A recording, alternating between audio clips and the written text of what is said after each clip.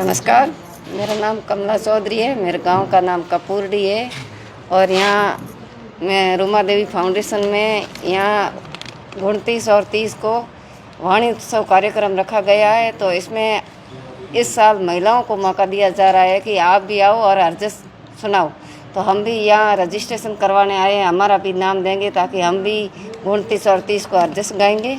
और यहाँ कुछ सीखने को भी मिल रहा है कि हम जैसे हरजस अच्छी तरीके से नहीं गा जानते हैं, तो यहाँ के लोग हमें मदद भी कर रहे हैं गाने में। ये हरजस गायन है क्या, लोगों को अगर जानना चाहे तो? हरजस जैसे अपन सुनना चाहें तो जैसे आदमी लोग जो करते हैं वो एक भजन होते हैं, हमारे महिलाओं को जो भजन होता है उसको हरजस बोला जाता है, जो हम मारवाड़ी भाषा में गाते हैं।